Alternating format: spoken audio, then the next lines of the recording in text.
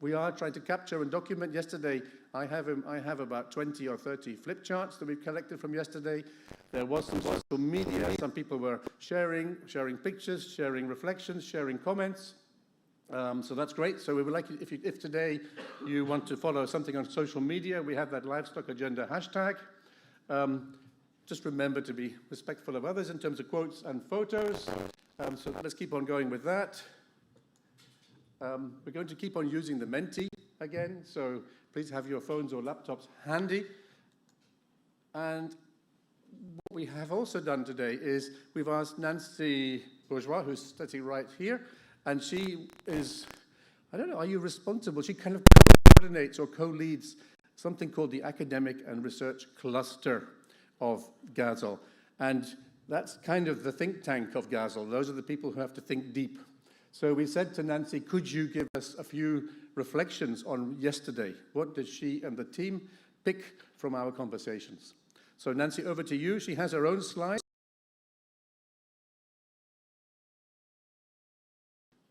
I don't have the time, so you have to stop me. I will warn you.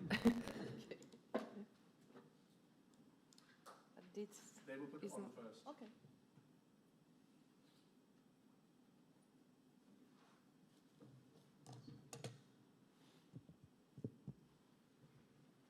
Not that one.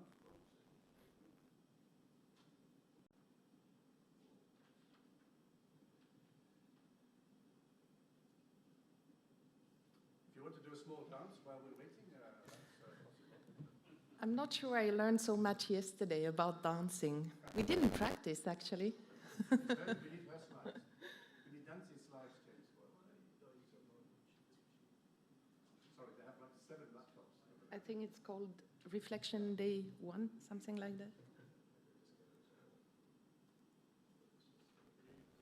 Yes. Okay. Okay, so as Peter said, I'm Nancy Bourgeois, and I'm the co-coordinator of the Academia and Research Cluster, together with Rogerio Mauricio. And this reporting is done together with Alejandro Acosta, Walter, and also Ernesto, that I didn't mention here, and Michael Victor. So they are somewhere in the room. When I think about yesterday, these are the pictures which come to my mind. Actually, we had a lot of food on our plate, a lot of feed fodder to eat, to digest. Here is a robot. I'm not going to compare you to the robot, Peter, feeding us constantly with enough fodder. The robot is very slow. You were very fast, so I hope we captured everything yesterday. And as my friend Rogerio said, we actually always need some time to ruminate, to digest what we have been consuming. I hope we had enough time, and if not, I hope that at least by end of the week we will have digested everything and we will be able to give you a synthesis of the full week. So today we give you a synthesis of yesterday's inputs, also for the people who couldn't join yesterday and who arrived late for different reasons. So it's a little bit maybe more detailed, but I will try to go through quickly. So yesterday we started with the first session, the opening and setting the scene by Shirley, Tanawat Jensen, and Brendan Gleeson, and recalling us or reminding all of us that actually we are not thriving in the same world as a few years ago, mainly because of these big game changers, COVID, the Ukraine crisis, which are recent events, and of course in the overall protracted crisis of the climate change. So these are huge game changers. Shirley also mentioned the setting where we are this week, Ireland, which is kind of a model country in terms of sustainability, if we can say so, because a lot has been done already. But as some people reminded yesterday, a lot can be done still. So the work is not over for the countries which have done a lot of work. So there is work for everyone still. What was reminded yesterday is also the crucial role of multi-stakeholder partnerships to work across the complex food system. So it's not just about value chain and production, but it's linking everyone right from the production to the consumer. What was also mentioned yesterday, I think it comes later, is the one or the One Health approach, so from soil to society. What was also reminded yesterday, and we should never forget that, also because I think there are not many farmers around us, especially, except maybe for the next generation, but farmers, they are the ones, they are the actors of change. So they are the ones who will improve or move towards sustainability. But to do so, farmers need to have economic perspective. So farming needs to be profitable, and especially for the next generation, this is a crucial point. Still setting the scene, there were three framing presentations yesterday from Tom Arnold, David Kennedy, and Alice Stanton, so all from our host country here, Ireland, and showing what has been done already and what needs to be strengthened or reinforced in future. So communication was quite prominent in this presentation or in this speech. What also was highlighted is there is still a gap between suppliers' expectation and producers' current practices, and these gaps should be seen as huge opportunities. There is a need to share best practices globally, and this is also what the global agenda is doing, also with the action networks, and this can be reinforced. As I mentioned, Alice Stanton mentioned this One Health approach, which is now not only from or entailing people, livestock, and the environment, but which is even wider, starting from the soil where the plants are produced and going to the wider society. There is, and this was maybe a new point or an appalling point in a way. Alice mentioned these issues about the publications, which are scientific, but actually highly controversial because they are lacking evidence, or they are flawed or missing evidence, and this actually raised, for me at least, an important point for discussion. Do we need to be even more transparent, or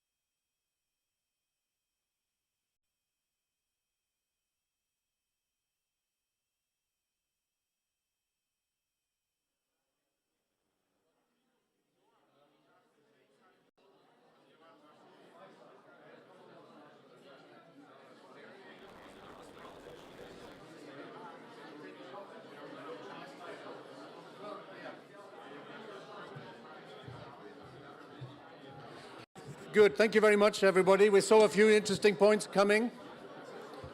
If you can add the other points as you go along.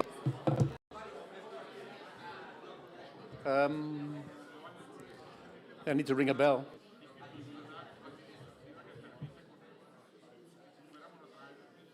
Okay, thank you, everybody.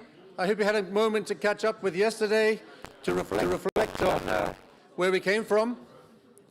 We're going to move forward now. I'd like to introduce briefly the next. I hope I'm on.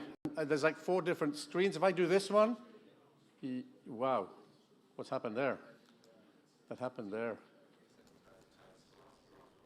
Sorry? Okay, it's no problem. So what we're going to do now, we're going to shift into the main focus. We're going to go into those regional agendas.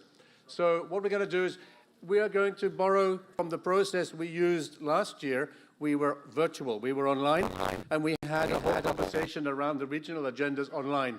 So we've taken that same approach, and we're going to use it today here, this morning. We've asked them to tell us about what are some of the challenges in their regions, what are the actions they are seeing or they want to see, some commitments, tell us about some promising solutions, yeah? Give us some achievements, so give us a picture, where are we in each region? What's the priorities in those particular regions? We have a commentary group, so you're going to hear now 3 short presentations. After that, there will be a small commentary group, and either Alwyn or Walter or Cynthia will give us a couple of moments. They will reflect on what they've heard. We've asked them to, you know, what's exciting, what are red threads, for each of the groups of presentations. At the very end, Jimmy Smith is going to give us a kind of a global reflection. That's right before lunch. And of course, as we go along, we would like you to, and I think I have, yes.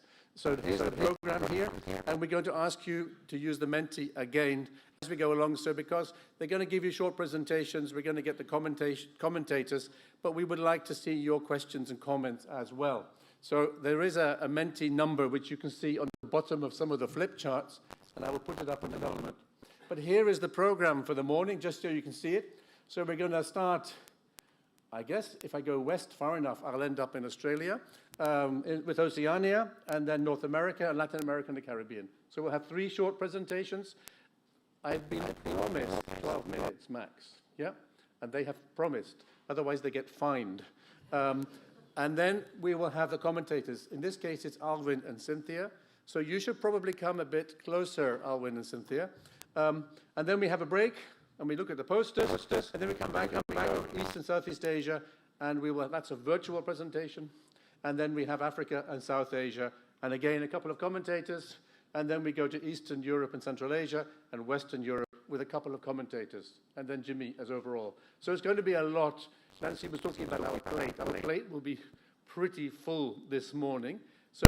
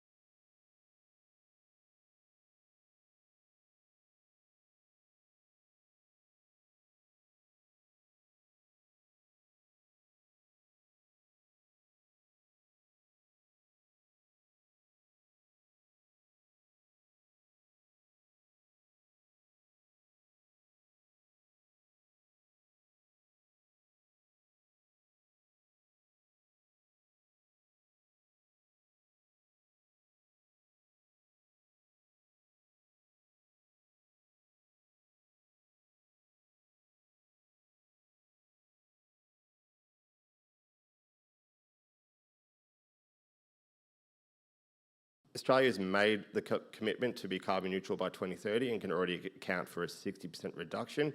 And New Zealand are aiming for a 10% reduction below 2017 levels.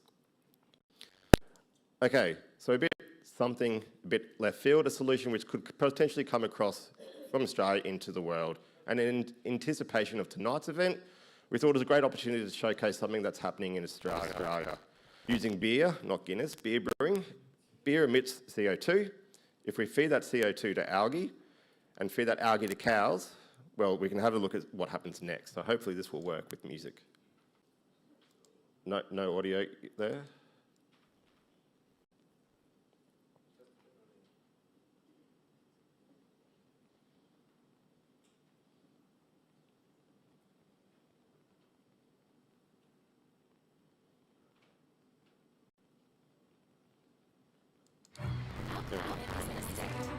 Because human consumption leads to toxic gases being released into the atmosphere. So what does beer have to do with it? That's right, beer. Well, that's where we come in. A rowdy bunch of independent brewers from Newtown. Brewers are like buckets. We like chuck stuff in a bucket and let it ferment and see what happens. With these guys, some of Australia's finest climate scientists. I don't mind drinking beer, so it's a good opportunity. An unlikely pair, it would seem, united by a common goal, with the help of this stuff. What is algae? Algae is that green stuff in the pool that's freaking annoying, right? But it's also the source of most of the oxygen on the planet. To drink beer and save the world. It's alive. Wow. The clump has fallen down in the street. Stop walking past.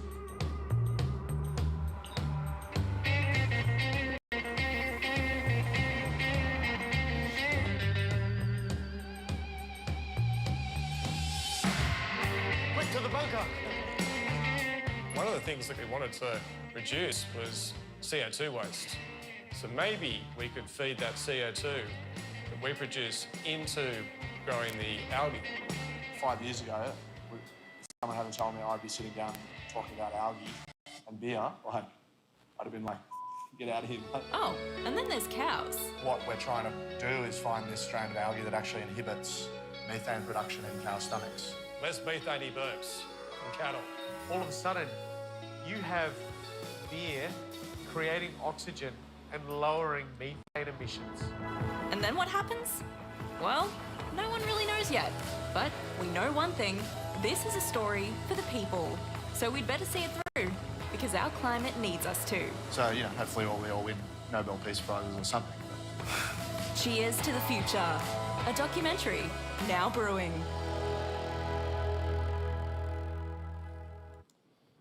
So just a little bit, something left field there for you to consider as well. I have a minute left by my clock as well, so I'll rush through this final slide. What's next for the Oceania region?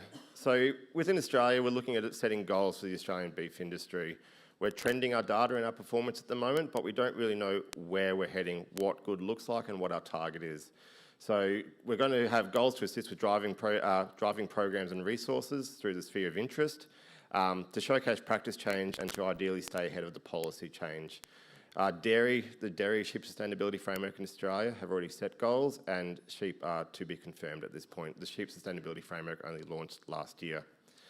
In New Zealand, the New Zealand strategy Fit for a Better World is key in moving to a low-carbon emission society, restoring the health of water, reversing the decline in biodiversity, and at the same time, feeding our people. Chat to the New Zealand people about that. We heard a lot yesterday about feeding our people nutritional food, not just food, so that's really important. There's a lot of information there in a short time. I think I did pretty well with the time. Thanks, Peter. Please come talk to the Oceana people. We're here all week. Thank you.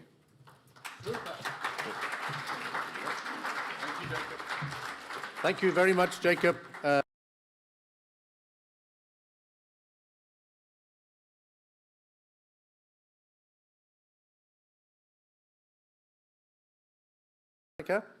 First, Mitch Cantor will come up.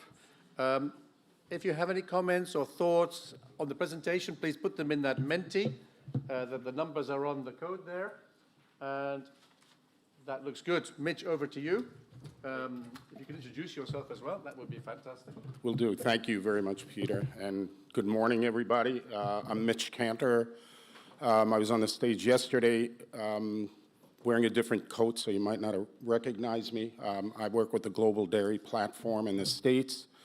I'm the Chief Science Officer for GDP. I think after last night, I'm motivated to go out and get taps on my shoes and learn how to Irish dance, but I'll worry about that later in the day. For now, with the little bit of time we have, I'm going to talk a bit about the North American region meeting, the dialogue that was held in August. We had a really excellent program. We had several speakers, about 8 or 9 speakers. We had several of the youth farmers who are here today. And all in all, it was an excellent meeting. Yeah, you could see the slides here of the speakers we had. Some of these names might be familiar to you. There are several of the people who were here at the meeting. Karen Scanlon from U.S. Dairy Industry is here. Pat O'Toole, who's a farmer in Wyoming in the United States, is here. And all the youth farmers are here as well. So we had a really excellent meeting. The topics of the meeting are listed here. Excuse me for a second, I've got something in my throat. If I had some water, it'd be helpful. Sorry about that. The topics of the meeting are here. We had 3 folks from the industry talking about changes enacted to date to improve livestock's environmental footprint. Then we had 3 other folks. Thank you very much, Shirley.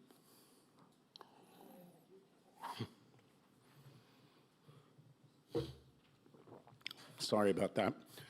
We had 3 other folks, a couple of whom are farmers, as well as folks from the industry talking about meeting the challenges at the farm level, farming practices to mitigate climate change. Then we had the youth farmers, which was really one of the highlights of the meeting. California is the canary in the coal mine. This notion, excuse me, can't shake whatever's there. This notion that harsh climate changes have been taking place in California, causing drought conditions, among other things. And how might that be sort of a bellwether for what might happen in other parts of the country and the region as well. And then finally, we had a marketing expert, Kim Kirker, come in and talk to us about a consumer's perspective on livestock and their feelings about the livestock industry. Some of the challenges that were discussed in the North American region included the need to balance sector changes so as not to adversely affect any key aspects of sustainable living and eating. In other words, this notion that sustainable eating, sustainable diets encompass 4 different legs of a stool, and if you pull on one leg, you might affect another leg. And so we talked at length about that. We talked about the drought conditions that are worsening in certain parts of North America and the need to use resources more prudently.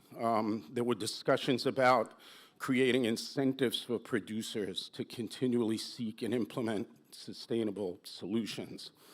One of our speakers spoke about the need to increase investments in the agriculture sector. She talked about the fact that investment in other aspects of the energy sectors have been huge. They haven't been quite as high in the ag sector. So there was discussion about that. We talked about storytelling. One of the speakers, Tim Lambert from Canada, spoke about the need for we as a livestock industry to take some of the storytelling and the communications into our own hands and be more proactive and less reactive about livestock and the importance of livestock for health, nutrition, and other aspects. And finally, we had our young farmers talk about this notion of entrepreneurialism and how do we attract more young, energetic people to the livestock industry. So those are some of the challenges that were discussed. Some of the achievements that our speakers spoke about, just going through some of the diverse sectors that we had on the program. Folks from the egg sector talked about changes that have occurred over the last decade in the egg industry with respect to lowering energy usage, greenhouse gas emissions, animal productivity, et cetera, as you could see on the slide. And he spoke at length about a lot of the gains that have been made in the egg industry. We had folks from the dairy industry, both Karen Scanlon, who's here today, as I mentioned, and Hansel New, both who lead sustainability efforts in the dairy industry, talking about a lot of the research that's been going on, pilot studies that they have going on regarding feed, enteric methane production, manure management, greenhouse gas emissions, and several other pilot programs that are happening. Karen also spoke a little bit about a stewardship program that the Dairy Innovation Center has developed to try and spur more innovation and stewardship around the environment. Folks from the beef industry talked about an incentive program that they've developed that rewards innovative producers who implement sustainability solutions. And finally, there's the Pathways to Dairy Net Zero program that the dairy industry is spearheading, and Donald Moore, who's here, has been very much a leader in that regard. We're working with folks like Tim Robinson and others at FAO on this program. And this program is meant to be global. It's meant to bring in small farms, large farms, and everybody in between to make commitments to lower their greenhouse gas emissions and carbon footprint over the next several decades. So it's a huge program, but a real achievement, I think, for the industry to get that off the ground. As far as this table goes, we had a little bit of an issue with this as well, filling it out, because we hadn't seen the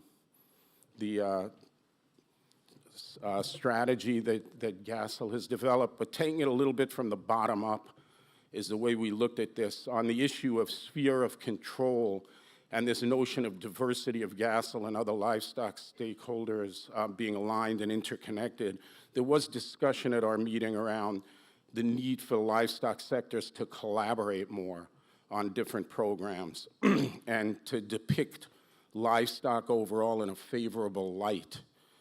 This idea that we have positive products to sell and we should be talking about the livestock in that manner and not being defensive. That was discussed at great length. From a knowledge, attitude, skill perspective, there was talk about the need to adopt communication practices that get results. Again, this notion of depicting livestock in a favorable light. There was discussion about engaging consumers and others in the value chain who make decisions about what to buy and what to consume, and that any dialogue with policymakers should be positive and should once again discuss the positives of livestock. And finally, on the top rung of the table there, and all be seen as trying to be part of the solution and not part of the problem with respect to the environment in the future. As far as the livestock outcomes by sustainability domains, in the livestock and economic growth domain, there was discussion about communication, again, as I mentioned, programs to incentivize farmers, and the need to attract young people to the livestock sector, among other things. On food and nutrition security, we discussed at length continued research that depicts human health benefits of livestock, much as we discussed yesterday on the stage. This idea of having empirical data to support our position is important. So that was nutritional security, and again, programs and stories that depict livestock as vital for attaining several of the UN SDGs also was spoken about. Animal welfare, discussion about greater education for farmers on animal husbandry practices, and the need to invest in research designed to improve breeding practices, animal feed, the gut microbiome, et cetera, all discussed as well. And finally, on climate and natural resource use, The litany of solutions that several of us have spoken about and will continue to over the next few days, this notion of adopting programs to make sustainable diets more accessible through improvements in feed, energy usage, enteric methane production, et cetera, were all discussed. Finally, in the last couple slides on solutions for the world, this is a big order to try and cull down everything we spoke about into a couple of potential solutions. But a few that we pulled out included sector-wide programs that encourage global commitments to lower the environmental footprint in regionally appropriate ways. And frankly, when I think about this, I think once again about the Pathways to Dairy Net Zero program, where folks are looking at the size of farms, this idea of technology as a way forward, as a means of improving drought situations and other things were discussed at great length, and something that's to be embraced in the future if we're going to create solutions as a sector. And finally, this notion of encouraging and incentivizing enterprising young people with new ideas and new energy to revitalize it and revolutionize the global livestock landscape, we look at as a potential solution. We have to get younger people into the fold, and I think this week with bringing some of these folks to the meeting, dialoguing with them, hearing their point of view, feeling their energy, are all important steps in that direction and could be solutions for the industries moving forward. Lastly, highlights from our regional dialogue, trying to just sort of bring everything into focus that I just spoke about very quickly in the last few minutes. From our perspective, some of the real highlights of that meeting were, once again, the young farmers and the enthusiasm that they brought to the table, the optimism that they expressed when they're talking about their profession, and the pride that they felt as young farmers was important. Another highlight was having A.G. Kawamura, who I mentioned is a former ag secretary from California, talking about California and the impact of global warming on the ag sector in his state, and steps that others can take to try to mitigate detrimental changes to the environment in their parts of the continent, was a highlight of the meeting. Called by a Canadian Industry Association leader, Tim Lambert, from a communication perspective, this notion of us taking the narrative into our own hands and promoting livestock in positive fashion rather than always playing defense was a highlight. And finally, hearing association leaders talk about the depth and breadth of ongoing research on various issues around sustainability in their particular sectors was a particular highlight as well. Commitments and next steps, again, there were many we could have chosen, some that stood out. One, again, this pathway to dairy net zero is very much a commitment, and we think, even though I'm from the dairy industry, we think that this could be a good step that others in other sectors could look at as well in terms of galvanizing an entire industry to try and make positive changes and making commitments to that. So we view that as very much a, and then finally, young farmers who view their field, and farming with a higher purpose as something that they're doing that's larger than just putting seed in the ground or extracting nourishment from animals. They see it as something with a much higher purpose, and there's a commitment there as well that we felt and saw and think that we can all learn from. So I'll leave it at that. I apologize for the bug in my throat there for a bit, but thanks so much for your attention. We're around, several of us are here, and if we can answer any other questions, we're happy to do so. So thank you very much for your attention.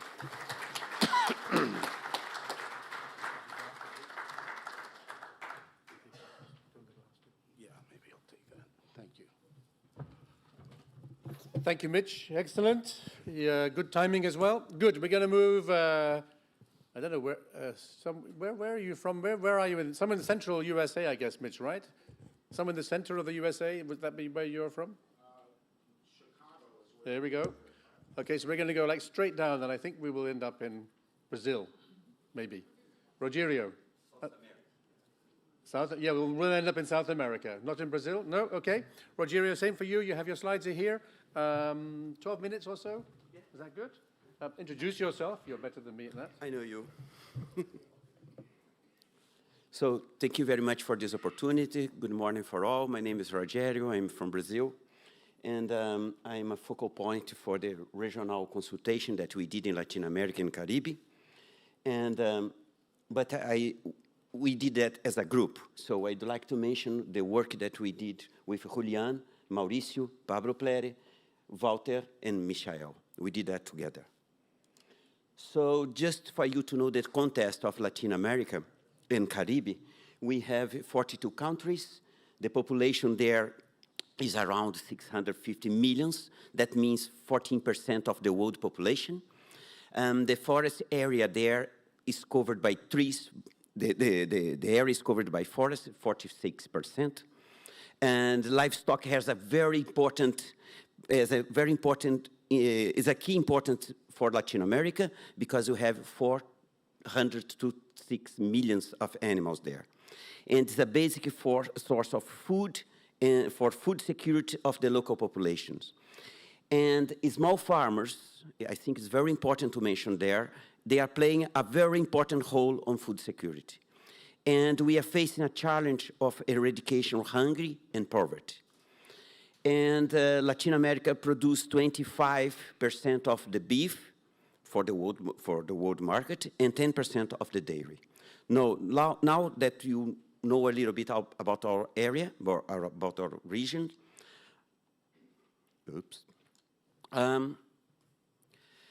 in this work, you can see that 45% of the forests in the world are concentrated in the tropics. And why I mention that? Because in this work, if you increase the tree cover, America is the main country that you can do that. That's very important for us. Additionally, in terms of beef and meat, in terms of beef production, we are below Asia. But if you put together Latin America and Caribbean in Central America, you arrive almost in the same amount of beef in millions of tons per year. You can see on the right side. We basically have three types of system. The first one is a rangeland system, very extensive and low labor intensive. The second one is a very intensive system that the labor is very high. And the third one is a very intensive system in terms of capital, feedlots. Before I go to our regional meeting results, I'd like to tell you that we did a map of policies, programs, projects, and actions aimed to promote sustainable livestock practice in Latin America. I very thanks to Gazel to support this work before our regional meeting. What we found that 20 countries in Latin America, 20 from the 46, are working on sustainable livestock. We got 75 initiatives that we are working in sustainable livestock. And that means policies, projects, plans, and also we got the opportunity to attract more stakeholders for our mapping. Now, as you know, where we are in Latin America and Caribbean and the results of our map, I jump to the results, the regional consultation. We did that in August, was virtual. In the agenda, first we started to communicate what Gazel is about. We talk about sustainability in livestock production in Latin America. We describe the mapping and the objectives, and also we capture sustainable, inclusive, and resilience action of sustainable livestock. And we also, during the registrations, we ask people to fill out questionnaire. They talk about where they are from, sector and clusters.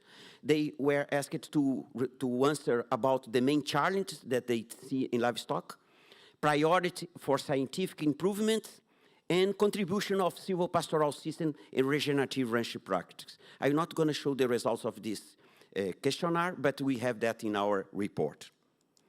So we got 512 registrations. I think it's a very significant number. 220 attendees from 17 countries. 42% from the private sectors, 20 from academia, and 20 from public sector. So, regarding to the challengers, the first one that is very important for us, the first challenge is how to scaling up silvopastoral system and how to improve grassland management systems.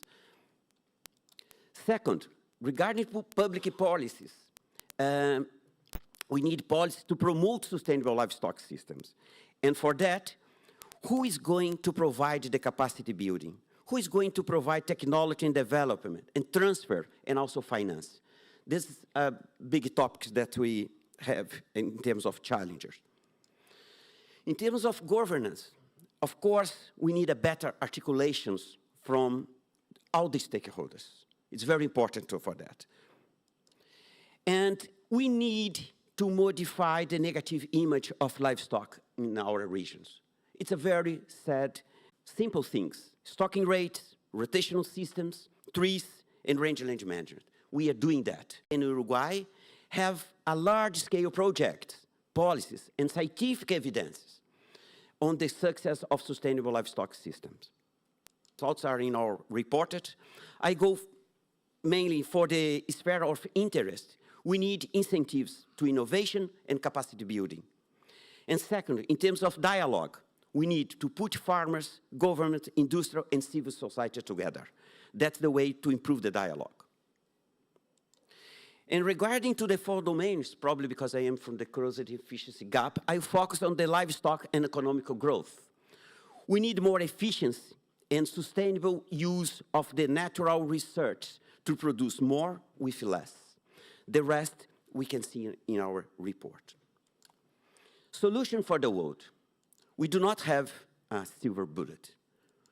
For us, there is no one single solution for livestock in the world. No one size fits all. But we agree that decisions in each country should be based on scientific evidences. And if you do that, we can potentialize social, economical, and environmental impacts of livestock. You need to keep in mind that for us, silvopastoral systems and better grassland management can play a very important function to achieve more sustainable food in the world. In terms of highlights, the high diversity of livestock systems in Latin America and Caribbean offer a menu of sustainability issues, problems. But we saw many solutions for the sustainable livestock. Silvopastoral systems and a better rangeland management can contribute for the main challenges in the world, like food security, improved livelihoods, climate change, biodiversity, loss of maintaining and restoring soil health with a multi-stakeholder approach. And also, the mapping that we did identified solutions and could be important instrument to tackle food security in a sustainable way. But I remind you that we still have a problem how to scale up our solutions. Commitment for the next steps. First one, we hope that GASO will continue to support the regional initiative. Second, we, as a Latin American Caribbean group, we are committed to map new projects, success stories, and lesson learned. I think it's a very important work, and thank you again for GASO to give us support to do that. The idea is to publish together the results of the mapping as a GASO paper.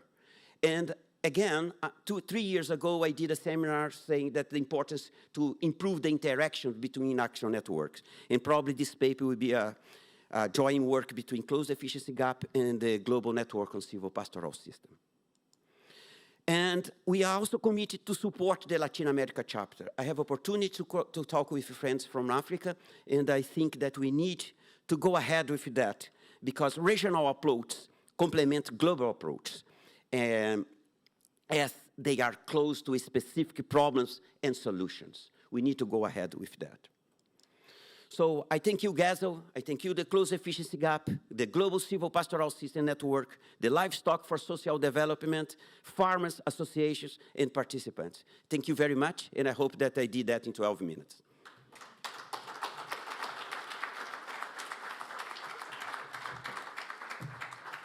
Thank you very much, Rogerio. You're exactly on time. Perfect. Yeah, I was a bit worried at the beginning, but it was very good. Excellent. So, if you can, Alwyn. Yeah, would you like to come up? We need you to come here, I think. We can't, you need to come up here to the microphone. So like we said earlier, we've asked people to give us a couple of comments. At the same time, some of you have been putting questions and comments in here, and you can see one in the middle. Why are we asking questions that are never addressed? After lunch, we're going to have a session where we will dive a bit deeper, and we're just collecting the comments and feedback, but this is also designed to help a bit our commentators. So there are some very specific questions here. So I think Mitch and Jacob, maybe you need to be thinking about if you have answers to these, we can bring them back into the conversations. So we come back on them. Who wants to go first? You need to come up here, Guy. You're hiding away down there. I need you here on the stage where the microphone is. Please. Arwen first. Cynthia, I think maybe you come up together, or you don't want to do that? Yeah? Just give us a few thoughts, yes? I mean, it's a joint venture. We take 5-10 minutes. Tell us what you thought. Red threads, interesting, exciting things. Shall I go first? Okay. Morning, everybody. So Fritz told me I'm going to have 2 minutes, which I think is just impossible to do, because these were really rich presentations. Thank you very much for that. I think you really had great and interesting regional agenda meetings. So still very quickly, so what I got certainly in Oceania and North America is a huge effort and achievements with regard to greenhouse gas emission reductions. I think the numbers we saw is quite impressive. Led me to questions, and what about the rest of sustainability issues? But there I think we saw some work on sustainability frameworks focused on the peoples, on the producer. I think that's really a very positive. Interesting also, and all three mentioned that, is the role of technology and innovation. Of course, in Latin America, a bit a different challenge with regard to capacity building and technology transfer and the investment needed in that. I'm a bit worried about Oceania, Australia. I mean, I love your approach with beer, but just don't create a public health issue with these kinds of innovative approaches. But I think it's very an interesting example. It shows kind of if you approach through a systems thinking, a food systems approach, you get to these kind of solutions where you do something for consumption and reduction of greenhouse gas emissions. I think that was really a very interesting. And maybe a last point, a last thought of me is a question to Gazel. We heard a little bit about the pressures coming up, so climate change, droughts, and so on. And my question is, do we do enough in terms of resilience? And do we need, as a global agenda, do more about this? Because this is going to be one of the big issues in the future, how we not only turn the livestock sector in a sustainable livestock sector, but at the same time build a resilience into that. So that's my 5 cents. Thanks.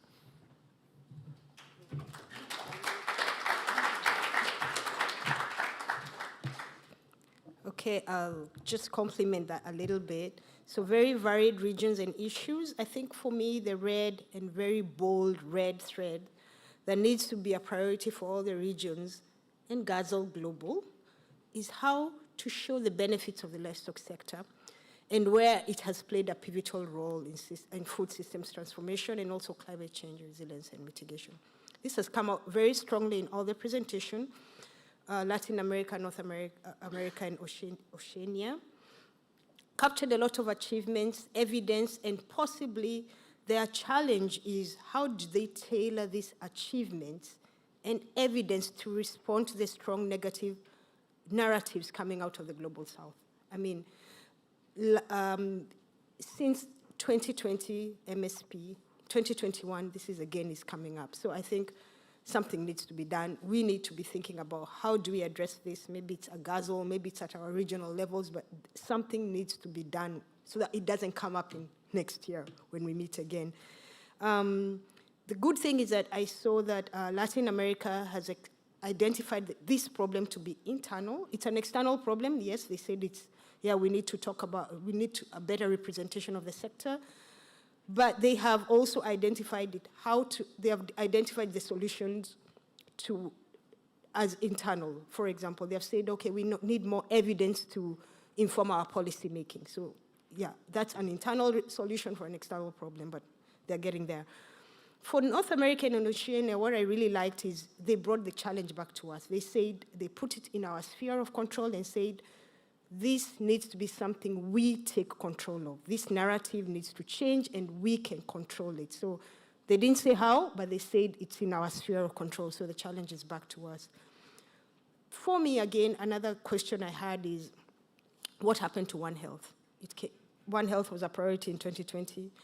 It suddenly disappeared. And I'm bringing it up because other than the nutritional risks that these narratives use, also animal health and welfare challenges feed into this global narrative, so we cannot lose sight of One Health. So I'm asking us, where did One Health go? And that's it for me. Thanks.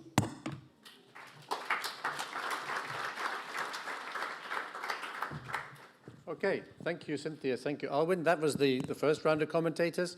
We're just about coming to the end of this session. So what we're going to do, we're going to come back we'll come back around 11.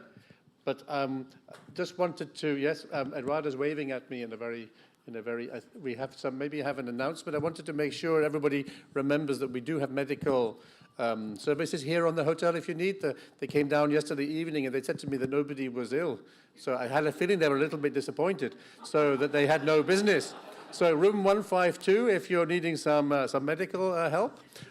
Secondly, some people would like to have certificates of attendance to show that you're here, to prove that you're here. So my understanding is if you would like to have a certificate at the reception desk, they will have those certificates for you.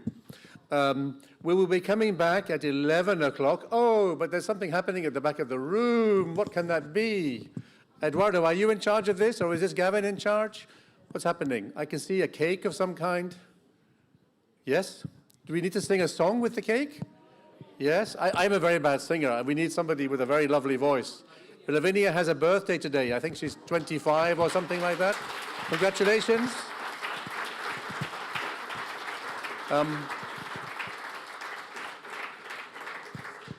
We can sing. Do we do the Italian version or the English version? Okay. Eduardo. Birthday to you. Happy birthday to you.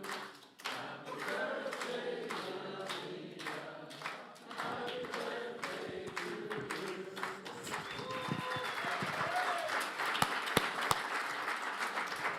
you. Congratulations, Lavinia. You know, it's a very lucky thing we're in Ireland and not Holland. In Holland, when it's your birthday, you give everybody in the room cake. But today, we give you cake. So everybody celebrate with Lavinia. Let's have a lovely cup of coffee. Let's enjoy the posters. Let's come back at 11 o'clock.